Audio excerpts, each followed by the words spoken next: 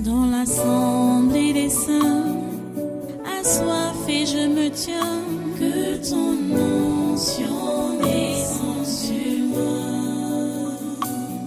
Conscient que mon destin est dans le creux de ta main, que ton onction descende sur moi. Je suis disposé, assoiffé, que ton onction descende sur moi. Je suis disposé, assoiffé, que ton onction descende sur moi.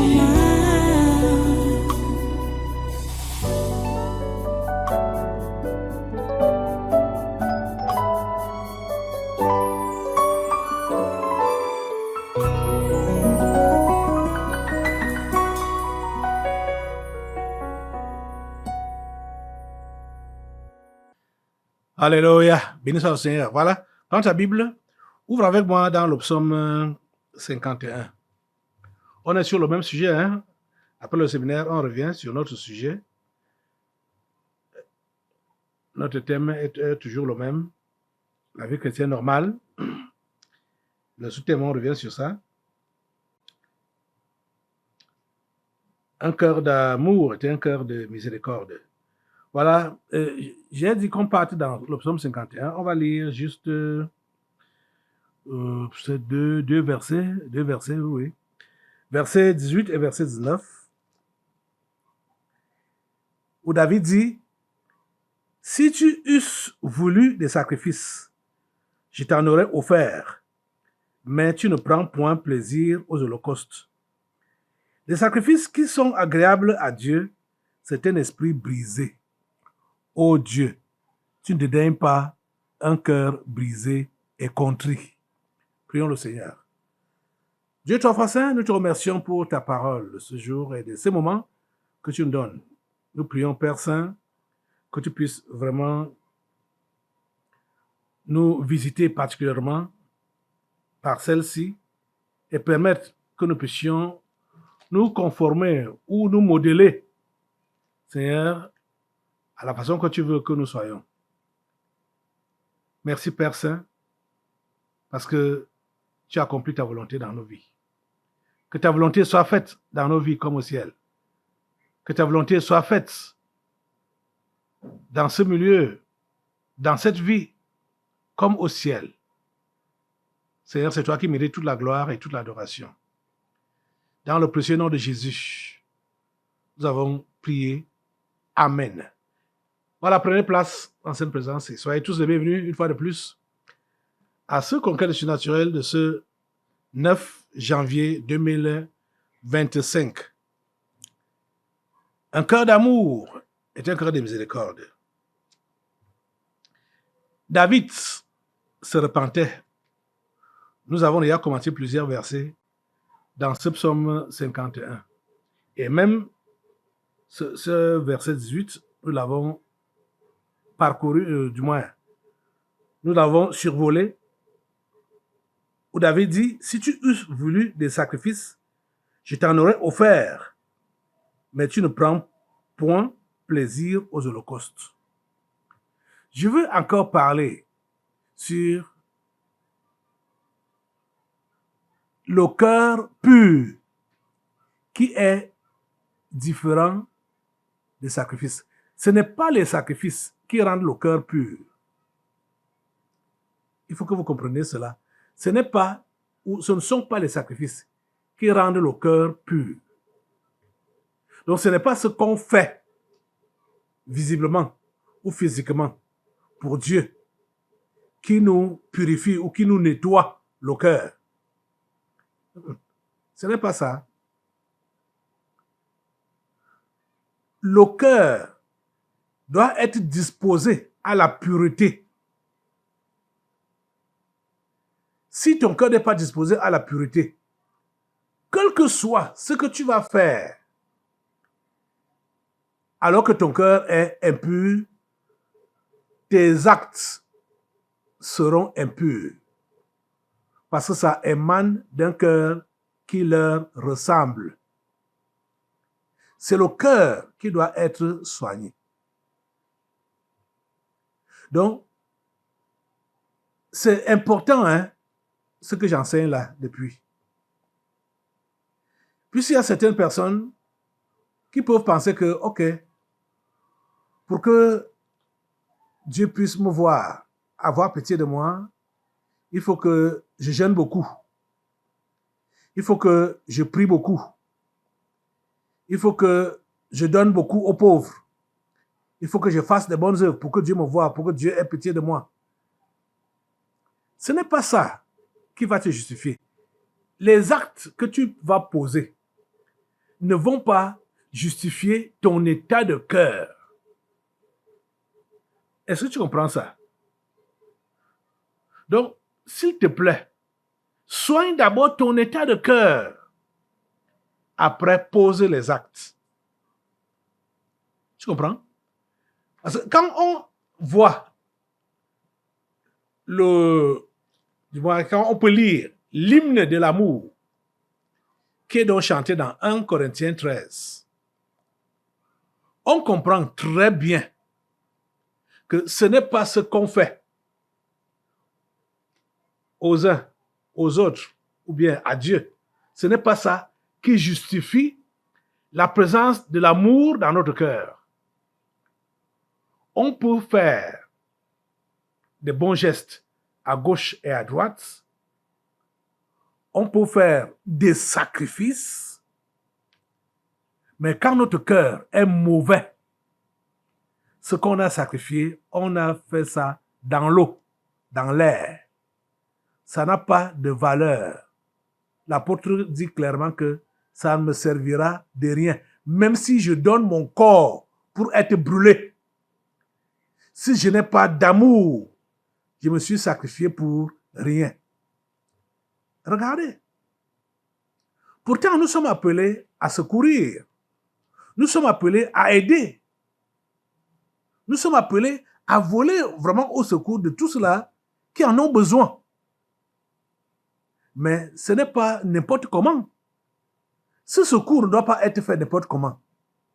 Cette aide ne doit pas être donnée n'importe comment. C'est le cœur qui doit d'abord être soigné.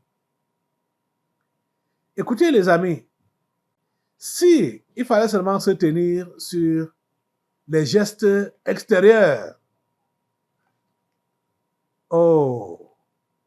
les sectaires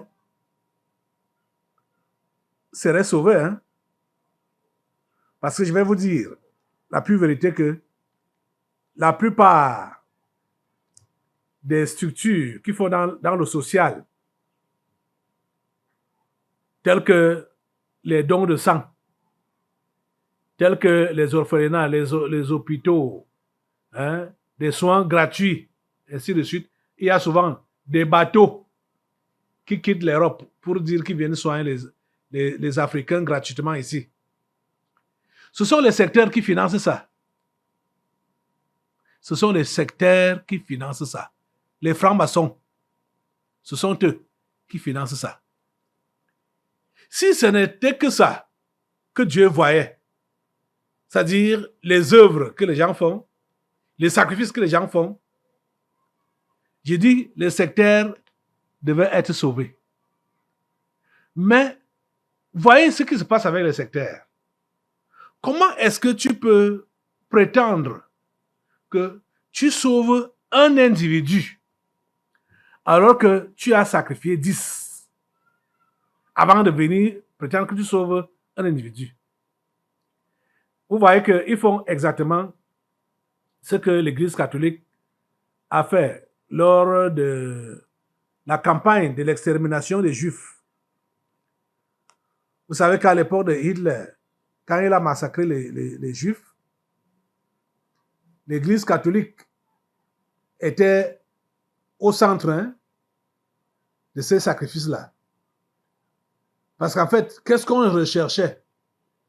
On recherchait la clé de l'Évangile parmi les Juifs. Donc, ils étaient obligés, j'ai dit que l'Évangile, je ne pourrais pas venir dans les détails, mais on cherchait la clé de l'Évangile. Ceux qui peuvent entendre ou comprendre, comprennent. On cherchait donc la clé de l'évangile parmi les Juifs. Et on s'est mis à les massacrer. J'ai vu les documentaires sur cette histoire-là. Oh mon Dieu. C'est-à-dire, vous voyez comment on traite l'humain. Vous vous demandez, mais c'est un humain qui peut traiter... Non. Ce n'était pas des humains qui faisaient ça. C'est-à-dire, on enfermait les gens, les Juifs, dans les camps de concentration. Et on ne leur donnait pas à manger, pas à boire. Quelqu'un maigrissait jusqu'à ce qu'il est devant toi comme ça, tu comptes ses os. Tu comptes ses os. 1, 2, 3, 4. Okay. Il dit, non. Et je vous assure que les Blancs ont ces documentaires-là. Ils ont ces documentaires-là. J'ai vu ça. Je crois que ça doit être sur le net. Si tu veux, tu iras taper sur l'Holocauste juif. Tu vas voir ce qu'on a fait aux Juifs. Comment on les a massacrés. Donc, l'Église catholique arrangeait, organisait les massacres des Juifs.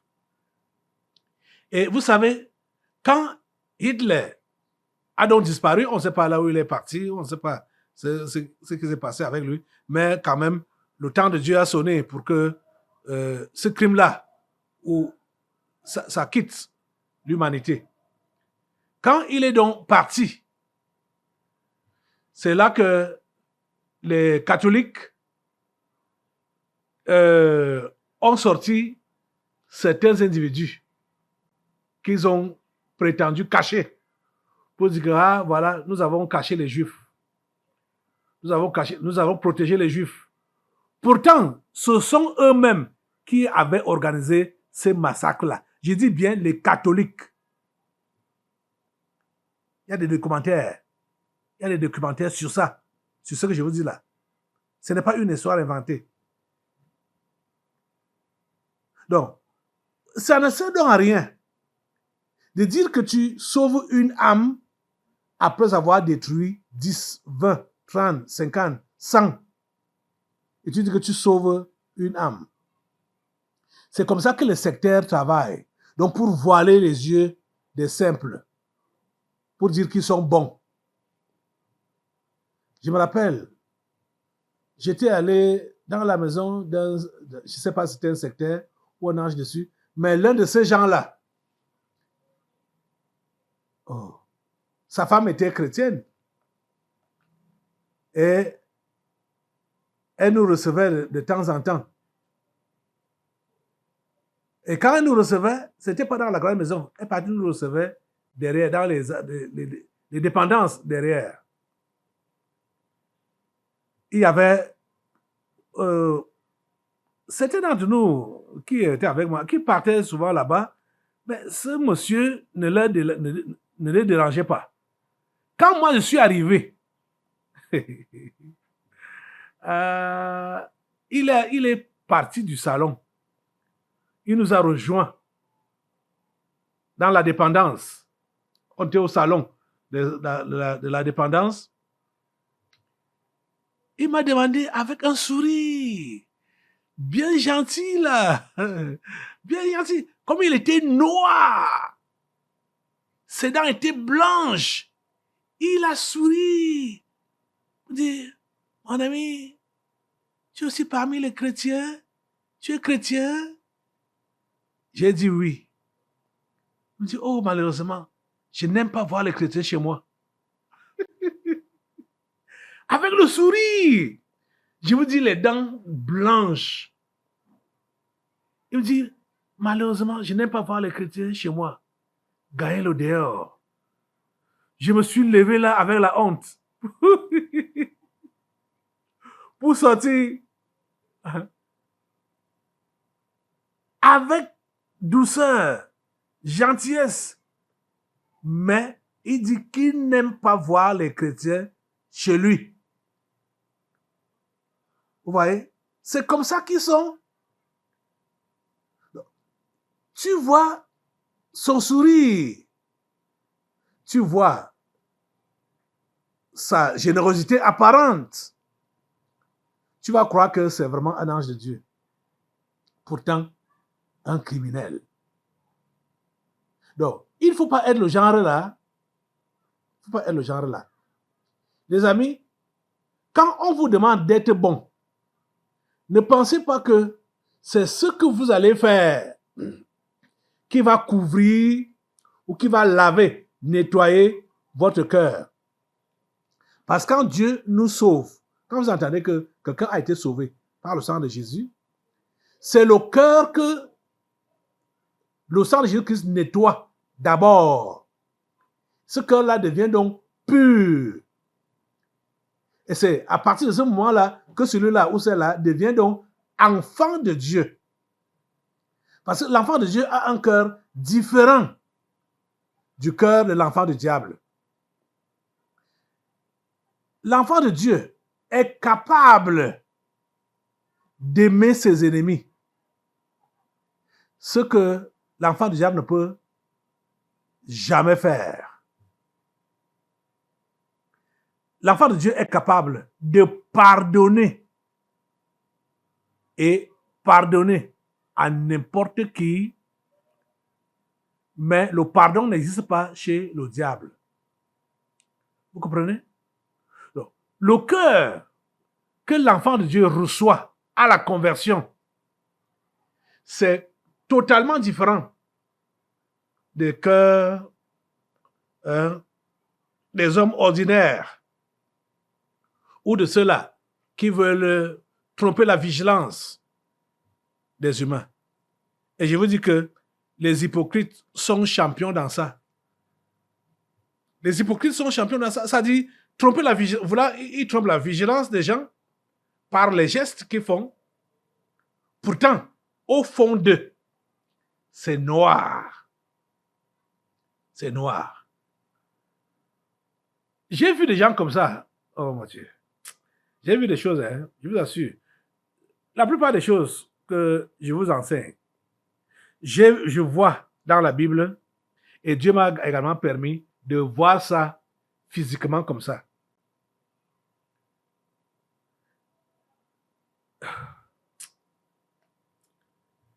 Il y a des gens qui pensent vraiment vouloir tromper Dieu. Mais on ne peut pas tromper Dieu. On ne peut pas tromper Dieu. On ne se moque pas de Dieu. Ce qu'un homme aura sémé, il le moissonnera aussi, nous dit la Bible. Vous comprenez ça? Donc, ce n'est pas des sacrifices qui vont te rapprocher de Dieu. Ce n'est pas des sacrifices. Ce qui te rapproche de Dieu, c'est la repentance authentique, sincère. Et c'est ça qui nettoie ton cœur, sale et mauvais. Parce que la Bible dit, les sacrifices qui sont agréables à Dieu, c'est un cœur brisé. Donc, le cœur qui est brisé devant son péché, devant les bêtises qu'il a fait devant Dieu. Il est brisé. Il est contrit. Les sacrifices qui sont agréables à Dieu, c'est un cœur brisé. Tu dois avoir un cœur brisé. Donc, qui reconnaît ses fautes. Tu ne vas pas couvrir tes fautes en prétendant que tu fais du bien. On ne peut pas corrompre Dieu. On ne corrompt pas Dieu. Donc, c'est comme ça que plusieurs veulent le faire. Donc, quand il sait qu'il est en faute devant Dieu, il va donc maintenant commencer à faire des choses, à faire des œuvres, des bonnes œuvres. Je mets ça entre guillemets, parce que avec un cœur mauvais, ton œuvre ne peut jamais être bonne. Ils vont donc commencer à vouloir faire des bonnes œuvres pour se racheter. Tes bonnes œuvres ne vont pas te racheter. Au contraire, ça empire ta situation. Vous voyez, ça empire ta situation. Le cœur contrit ne va pas se fâcher. Quand on va lui dire que oh, tu n'es pas sincère dans ce que tu dis là, ou dans ce que tu fais là, il va se fâcher. Tu veux que je me repente encore comment? Tu veux que je fasse encore comment? Ah, tu t'es réellement repenti? Tu es réellement contrit? Quand tu te repens, tu n'as pas besoin de se justifier. Quand on va te dire que ce n'est pas sérieux ce que tu fais là. Si c'est réellement la vraie repentance, tu gardes le silence. Vous savez, ce que je donne là comme conseil, ça ne peut pas passer chez quelqu'un qui a un mauvais cœur. Il ne peut pas faire ça. Il ne peut pas faire ça. Dès qu'il a voulu camoufler son état de cœur par des gestes, par des actes, par des sacrifices ou par des choses, et qu'on va lui faire la remarque que non, mon ami, ce n'est pas ça. Tu n'as pas bien fait. Il ne va pas se retenir parce qu'il est incapable de se retenir. Il ne peut pas. Ça va bondir. Et c'est là que vous saurez que, effectivement, ce qu'il a dit là, qu'il se repent, ou qu'il change, ou qu'il arrange, c'était les apparences. Ce n'était pas vrai. Tu veux donc que je me repente comment? Tu veux que je fasse quoi? Je fasse comment? Je me suis déjà repenti, non? Quand vous entendez ce genre de réplique, comprenez que celui-là reste avec son péché intact dans son cœur. Dès que la réaction est de cette façon-là, il faut que vous puissiez vous mirer aujourd'hui avec ce que j'enseigne là. Pour savoir si vous vous êtes repenti ou bien vous avez juste fait de l'apparence. Vous avez juste voulu tromper la vigilance. Parce que vous allez tromper la vigilance des hommes, hein, mais vous n'allez pas tromper Dieu.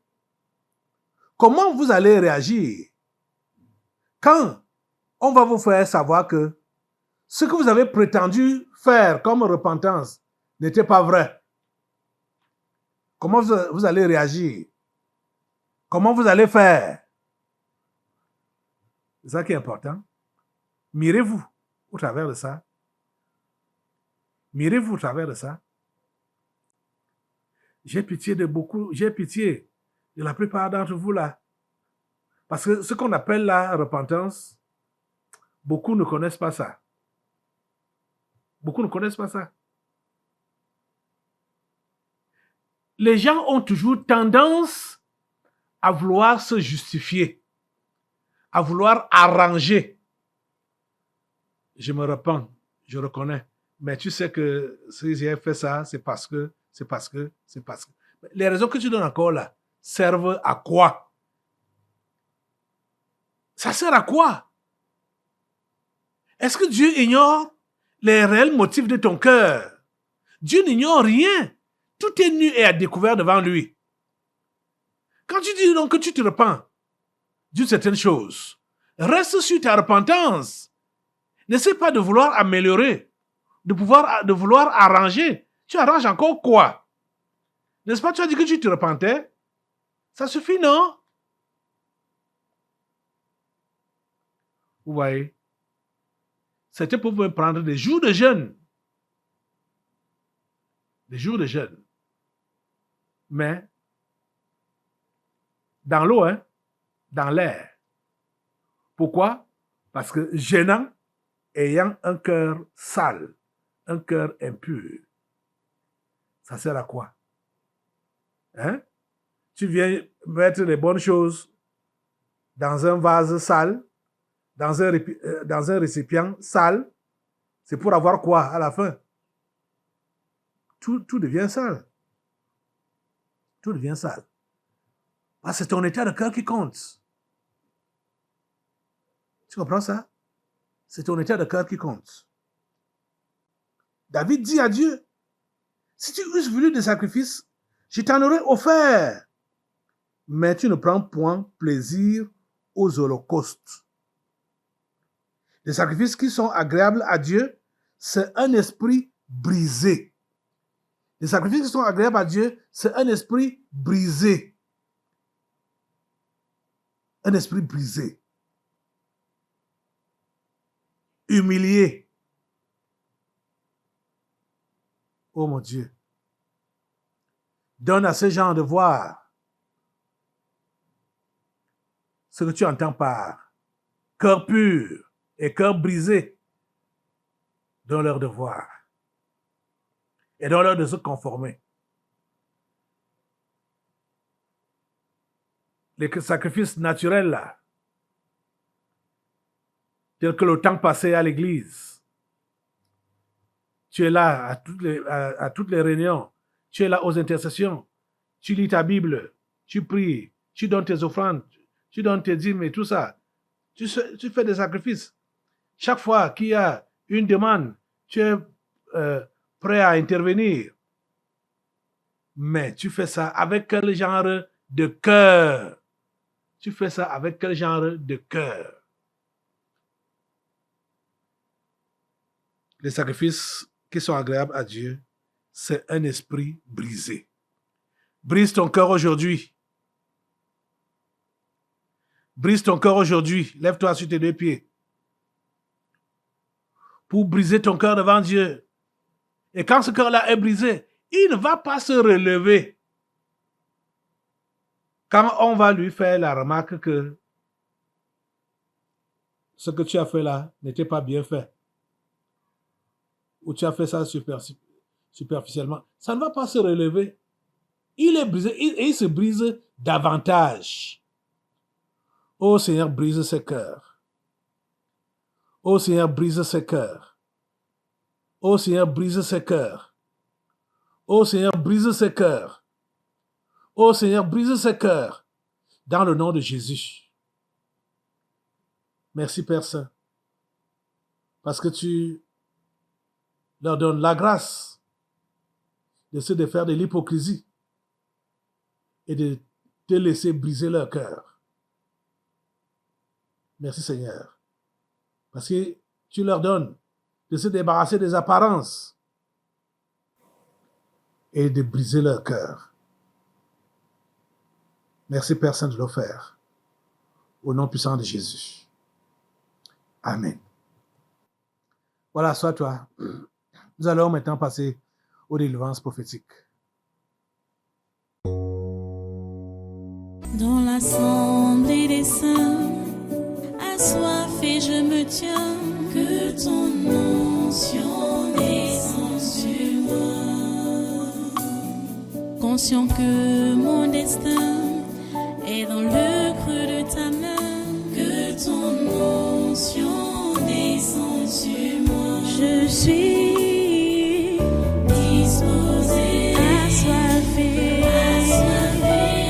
que ton onction descende sur moi. Je suis disposé, assoiffé, que ton onction descende sur moi.